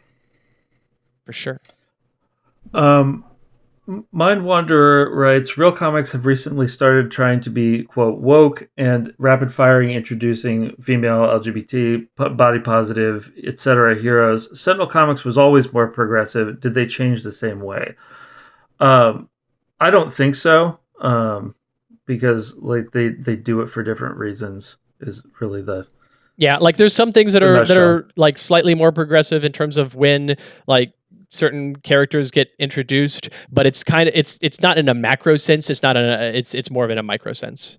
So. Right, and they never rapid fire introduce like a bunch for any reason. Like no characters ever are rapid fire introduced for any reason. Right. It's like everything is like the story is building on itself. Yeah. Nick Decker writes, is there a connection between the sigil on Blood Mage Lifeline's chest and the tattooing on Haka's chin?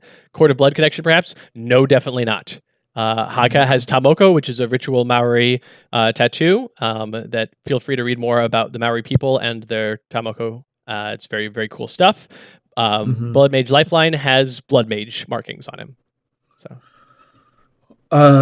Adrian Wood writes, hi there. I just remembered that I think about a year ago you mentioned you were looking at a definitive edition. Is there any news on this? No current news on that. We'll talk about that more at some point in the future, but no news. Josh Sheena writes, okay, last one for now. No promises, though. Other than Legacy and Galactra, are there other characters that have gotten their powers from singular entities, and how rare is this? Captain Cosmic and Infinitor got their power from singular entities, essentially. Proletariat, essentially. There are other characters. How rare is this? Very rare. Very rare. So. You got... Winsoul writes, been holding onto this since last year for Gen Con this year. Does the metaverse have an exact date for the destruction of San Alonso? The metaverse. Are you asking what year San Alonso got destroyed? Is that the question, I guess? Yeah. I mean, for the issue, we do have it. Like, right. We'd have to pull the spreadsheet, which I'm not going to do. But I mean, it's 2016. It's 2016. Because, like, it's considered to be the same, but like the city of San Alonso doesn't exist in the metaverse. It exists in Sentinel Comics, and stuff that happens in the comics is considered to be happening in the year that it comes out. But don't ask questions about why Legacy has aged, maybe 20 years in 60 years. Yeah, right. And Wraith has aged slower. And Wraith has aged because Wraith has been around for as long and has aged maybe 5, maybe 10 years in that time. Yeah, 10 years at the most. So. I have another question from Winsoul, who writes, other than the destruction of San Alonso during the Oblivion, how well known was the city of San Alonso in the comics? It was not as major of a city as Megalopolis or Brook City, but it was as like known and notable. It was pretty big. Yeah. I mean, I would compare it like, I mean, it's sort of meant to be an LA analog. It's but supposed to be a cross between more LA and San Francisco. It's more like San Diego. I was gonna say it's more like San Diego. Okay. Yeah. Yeah. But like that's the point of it. It's like the West Coast city where we put stuff in when we don't want to, because like they certainly also use quote unquote real cities, if you could call them that. If anything is real, everything that we experience is a simulation. Come on. Yeah. Eric Overton. Oh, we're caught up with each other. In your design process, have you ever been surprised by what you discover about your characters? Can you mention one of the most surprising or unforeseen things you discovered? Okay. Yes, for sure. Yeah, that definitely happened. Like all the time. We've definitely had realizations where like, oh, Adam. Oh, I mean, an early one to talk about a thing that we've actually brought up a couple of times this episode was when we were like, oh, and I guess Tachyon's gay. Oh, yeah. Yeah, we're just like, that was a discovery. Gay. Like, she told us, and we're like, oh, okay, that makes sense. The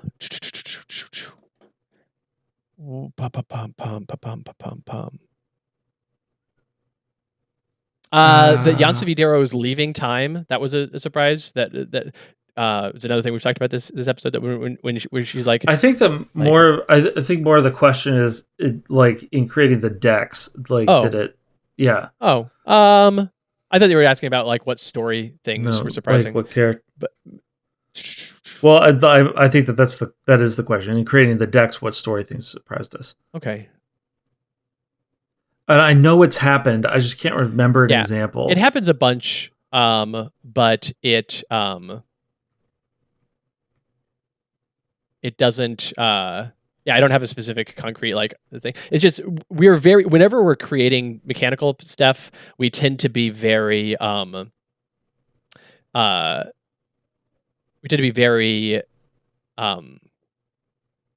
open to anything happening and being like, let's just see how this goes. Let's see what these characters are like. Let's allow some space here. And then when the when those changes happen, we're like, oh, okay, cool, that's cool. But we don't really record them as a result. So okay, so with that said, I believe we want to do the rapid fire stuff. Let's do the rapid fire stuff, but we do have a question here from Darren Watts, and I am all about it, but I have to go specifically look it up. Oh, yeah. You want to ask that question?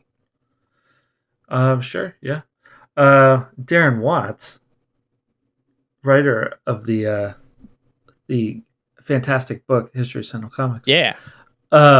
Says, can we reveal the World War II Euro heroes' names at least? And yeah, I think we can do that. I remember one of them. I just need to I would need to pull up my. Go for it. What do you remember? Here. I got them all here now. So one of them is Legacy. Yeah, one of them's Legacy. Yeah. One of them's Bunker. That's true. Yeah. One of them is the British guy is Tommy Atkins. Correct. Yes. There's one more. The other one is La Louve. Ah, yeah. There you go. I don't think I have it. She's a marquee. Oh, I have it at the bottom because I just don't have. I don't have what issues they were in on my. That makes sense. Yeah, but they're down at the bottom. Yep. All right. So there we go, Darren. You've convinced us to reveal the names. And honestly, if anybody else had asked that, we would not have done it. But just because Darren did, we're like, okay, sure. Yeah. So, that said, time for some rapid fire questions. Let's. Adam, do you want to trade it, or do you want to do it the way we've done it up to this point? We can keep doing it the way we've been doing it. Yeah. So quick answers. Yeah, ask us those quick questions. I'll start because I've got a couple here in the YouTube chat already. Yep. I've got some here too. So Teo Mesos asks, you mentioned in the Argent Adept episode that he lives in the tree. Does he not have students at Freedom Plaza to be nerve virtuosos? Maybe just a music class? He might come out of the tree to do some more like some magical control stuff at Freedom. Adjunct professor. Yeah, but he doesn't. I wouldn't say that he would have a music class maybe like a music appreciator showing how music connects to Magic class. Yeah. So Westy asks, how far back does the legacy line go? The legacy line to the Revolutionary War, like their family probably predates that, but like if we're talking about legacy line, ones that have powers, probably go back to Britain. Powered Paul Parsons goes back to the Revolutionary War, and actually Joseph Parsons was the first one, but the name legacy only goes back to World War One. So yeah. Yep. All right, back to the chat. Here we go. Mario Gentella writes, my birthday is coming up in a couple of weeks. Can I add Cat Scratch Fever by Ted Nugent to the birthday songs? You can, and I will do so now. All right. Brian asks, how hard would it be to trick Fnatic into destroying a convention hall full of sci-fi, fantasy, horror cosplayers? Probably not hard. Probably not super hard, no. Adam, keep doing it. I got to edit this message. It'll take a minute. Worm Sponsor asks, how much video streaming knowledge did you have to learn very quickly once quarantine happened? And do you think you're any good at it now? I didn't have to learn much. Like I've been streaming for a couple of years now. So I had to learn a bit, but between Adam and Trevor and Googling things, it was not super challenging. Are we gonna good at it?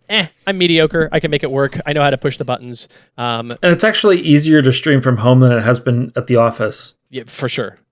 Yeah. So, yeah. All right. So, do one more. I'm just finishing. Curious Observer writes, what if Fnatic believed she was Oblivion? What if she doesn't? So then she would believe that she. That's what we call a shaggy dog story. Yeah, right. Then she would believe she's Oblivion. Takela and YouTube writes, does Mordigrad have natural resources like iron, coal, etc.? Only a little bit and not really much at all because they're very small, but the resources they have is their industrial factory inventing, creating stuff. And so sure, they import raw resources and then output things that other people just couldn't make. So Jay-Z writes, does Absolute Zero have a secret thing for budding mad scientists considering he keeps befriending them? Apparently. I guess so. Yeah. It's not a conscious decision on his part. Kyle Grossman writes, is Omnitron from St. Louis because Greater Than Games is in St. Louis? Yes, but actually it predates that. Omnitron is from St. Louis because Paul was in St. Louis back in the day. Have you gotten a chance to play the adventures in the core rulebook? Which is your favorite to run or play? I have not. I have run them both a couple of times. I have not ever played in either of them. That is not my lot in life. I like playing the second one more than the first one. I don't want to talk too much about them right now because not everybody has access to those adventures. But but I like them. I like running them both. One is just here's a quick one-off thing. One is this is a much more in-depth thing. So. Yeah. Windsoul writes, to clarify the date in question, do we have an exact date for the memory of the people lost in the destruction of San Alonso? Month, day, 2016. Month, day, no. 2016, yes. Like, again, we could go look it up. It's going to be whenever it happened in the comics. But it's like, yeah. Ipswatch writes, would you do a Monsterverse episode based on Adam's awesome ink drawing? I guess the Halloween ones that I did a couple years ago. It's more likely that those will get wrapped into other things, like we've already talked. Yeah, So those are specifically non-canon, just for fun drawings. Right. So, but they might spark some other ideas in us. But Haunted Fanatics in there. That's exactly what I was referencing. Yes. Yeah. Kyron Johnson asks, which heroes were your favorite to write?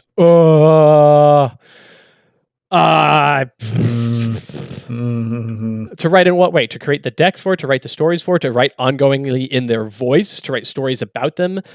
I don't have any favorite heroes to write. I'm sorry. I like them all for different reasons. Samvar writes, how have you prepped Paul to do the Publisher Notes episodes? Paul and I actually have a big prep meeting next week and the week after, because not next week, but the week after is his first one. And so I've prepped him in that I've gotten his permission to do this thing, and he's agreed that he's willing to do it. Beyond that, prep is just beginning. Nerd writes, was the timeline ever right for an Inversiverse Southwest Sentinel story? No, in fact, it wasn't. They were introduced too late for that. Yeah. Metallion writes, if Vanessa Long or something approximately like her getting powers is a fixed point, does that imply that the multiverse does not include any universes that lack humans or close approximations? No, there's certainly something in the multiverse that lacks humans, but there's still something called Vanessa Long or something that is recognizably a Vanessa Long. Yeah, I mean, I think that's considered a close approximation. Yeah, but it wouldn't have to Like, necessarily even be a that's- human. It could be something that's very not a close approximation to a human, but the thing is that I don't think that, like, I don't think necessarily that the multiverse doesn't include those things, but we as readers only Right. care about humans, Right. so like that's the only ones we see. Yep. Wesley Judson writes, does Legacy actually give himself a bonus when he uses Galvanize? Can he use the bonus, causing the other heroes to be unable to use the bonus? Wait, are you talking about in the RPG, or are you talking about in the card game? In both cases, he gives himself and all other characters the bonus. Let me double check. The RPG, it might only be allies, so it might not be himself. I'd have to pull up this sheet. In the card game, though, he definitely gives everyone the bonus, Yes. including himself.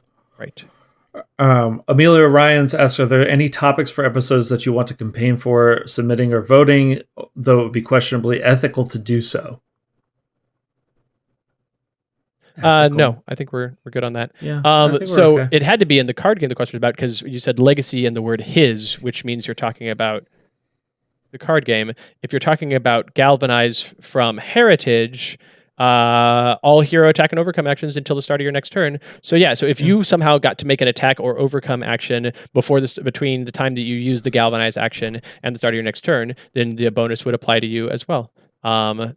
As for the character Legacy, she doesn't really have a similar thing. She does a different thing. There was So- the Oh no, she has version Eyes in the starter Sky, kit. which is the same. It boosted it. So yeah, she has Eyes in the Sky, which will do the same thing as Galvanize. But again, same thing for her. there was the version of Legacy in the starter kit. Oh, in the starter that kit, was- sure. But same yeah. answer for all three.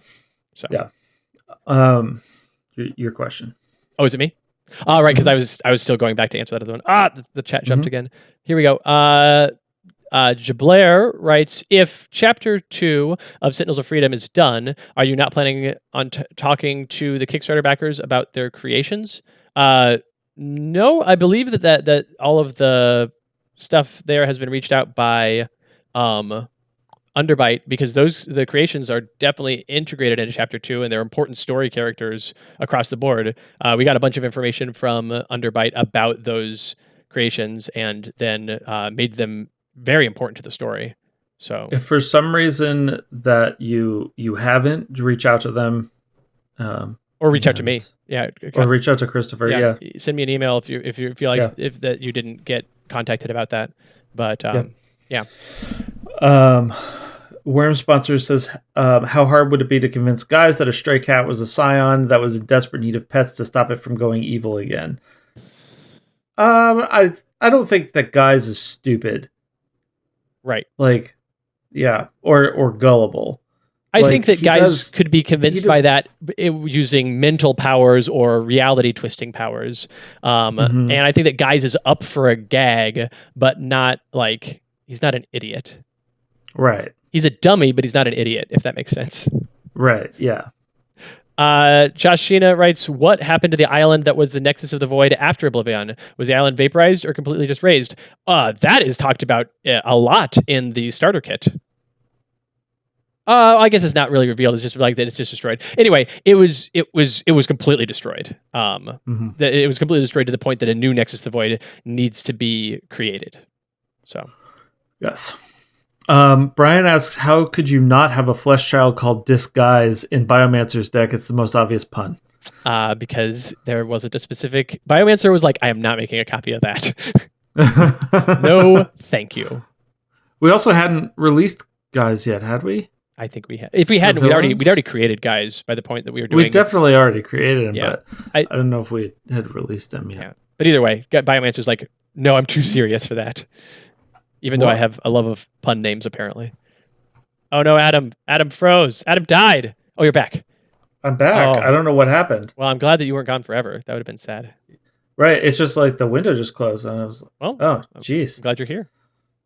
Yeah. Me too. Chromanti Cheer writes, exactly how much is publicly and privately known about Nolan generators, Isoflex Alpha, and Omegas? Have there been any investigations done? That's stuff that is like very unknown, and the amount of like complete knowledge that we and as a result you listeners have is bizarre. Like there's no way for anybody within the world of Sentinel Comics to know that stuff, but it's like slowly being put together. But yeah. Yeah. Twitson asks, ask both of us, what is your favorite Spirit Island spirit? Of the Ocean's Hungry Grass. Yeah, as I say, Oceans are keeper, but that's of the core game stuff. I am still formulating a favorite now that Jagged Earth is almost out. I just like Denom. Yeah, gotta eat them. It's so good. Yeah. Mario Gitella writes, was there a deck that practically wrote itself? Yeah, many of them. Tachyon, we mentioned, was. I would say that my favorite answer to this question is Argent Adept. The Argent Adept deck practically wrote itself, but it did so kicking and screaming the whole way. Like we knew exactly what that deck had to do, but it was a violent fight to make it work. And then it did. The Worm sponsor asks, what questions would you ask each other if you suspected the other was a Biomancer clone? So if a Biomancer clone has perfect knowledge of our past, that's going to be the tricky thing. Yeah,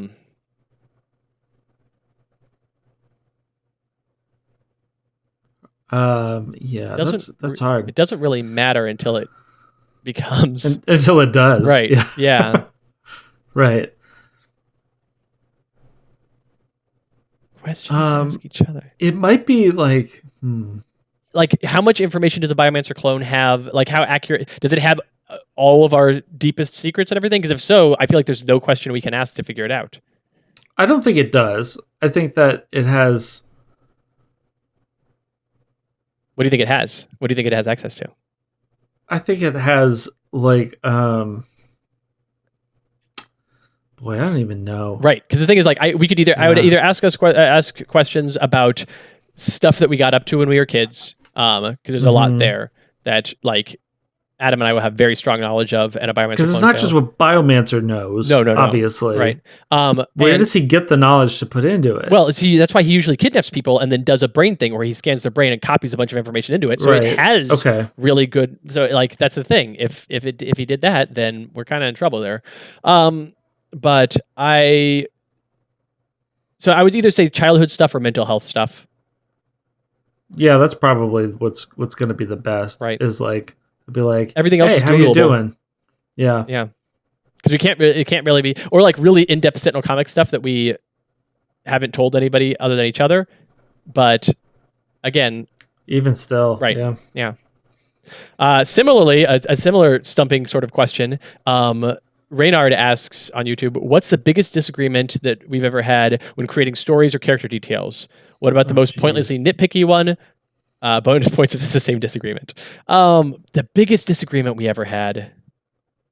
Gosh, I have a hard time pulling it up because they've all been resolved. Like, I think the most nitpicky one was messing around with Skyscraper's name.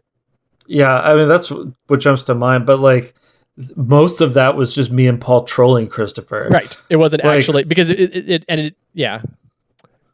Because we just called her Proportia forever. Which ended up becoming the name that we used for her in an alternate reality. Yeah. Yeah.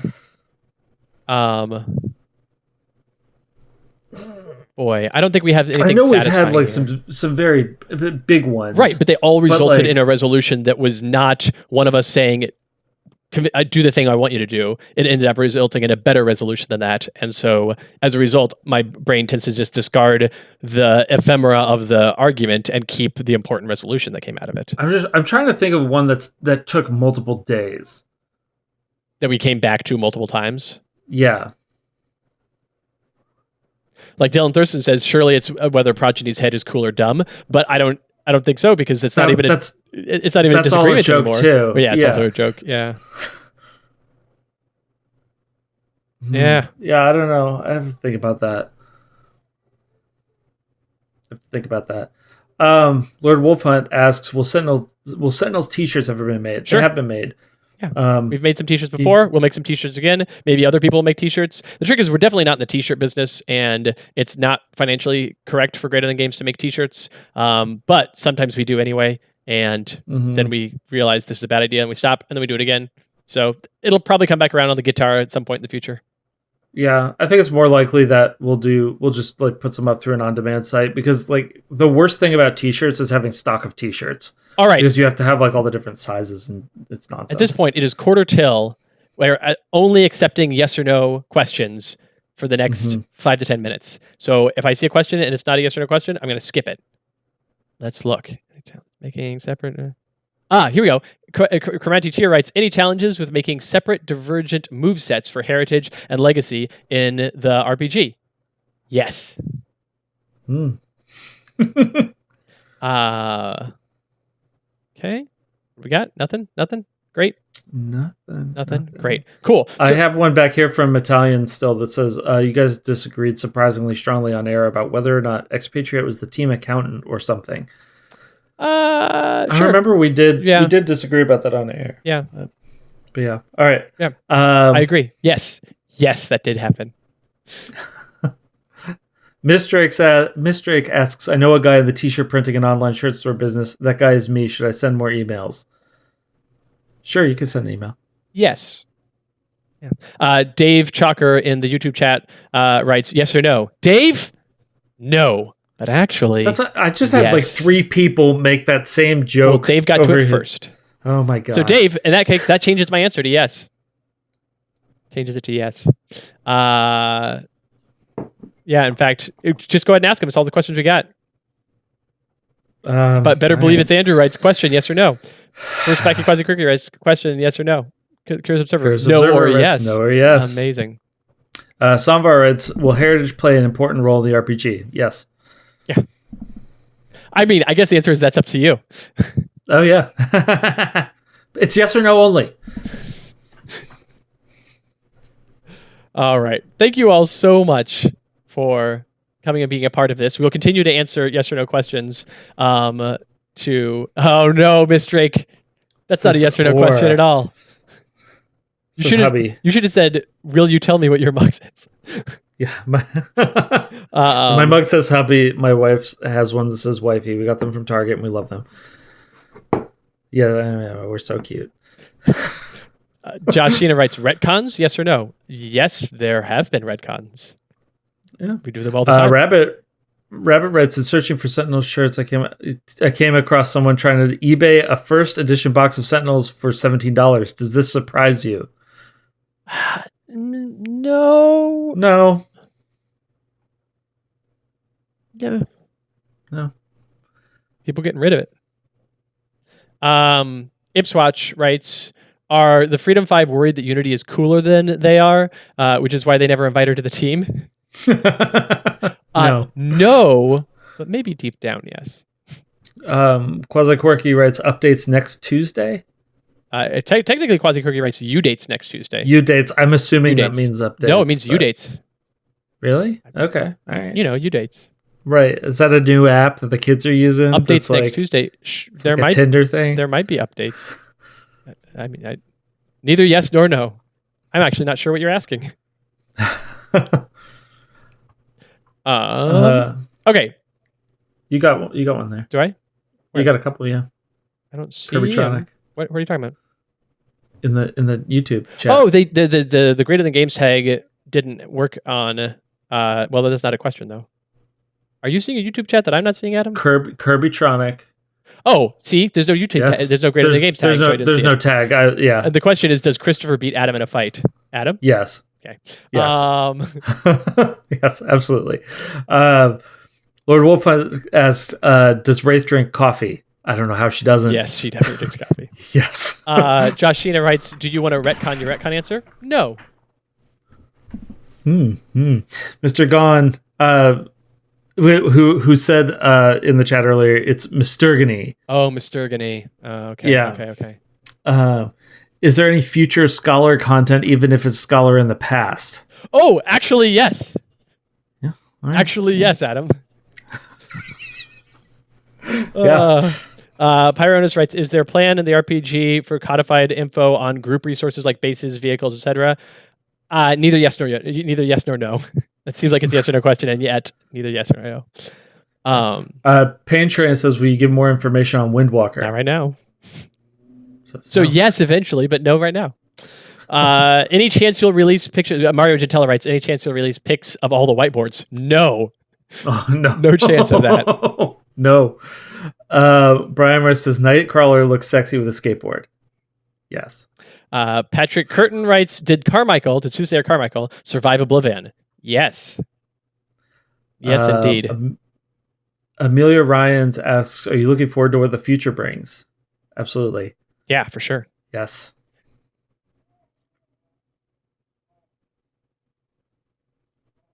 Pain Train writes, if you gave me an STL file, a St. Louis file, would you want me to print something for you on my 3D printer? I'm guessing an STL file is the type of file that a 3D printer prints from, but it sure looks like a St. Louis file to me. I have nothing that I need 3D printed, so no. I might. I have a friend that's maybe making some models that I might hit me up on that.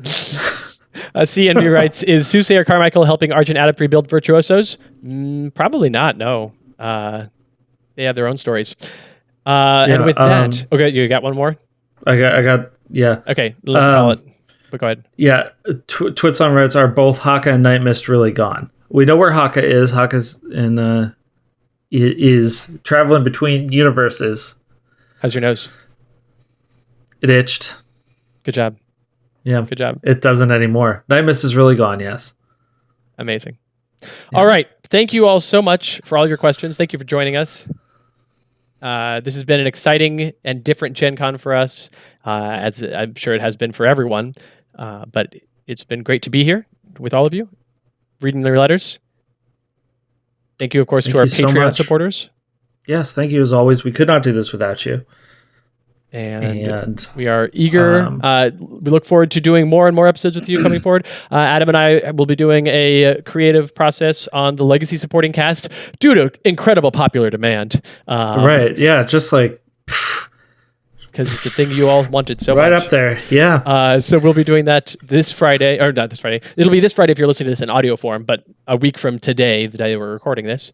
And we'll catch you all next time, but don't leave yet, because there's a video to watch. Here we go.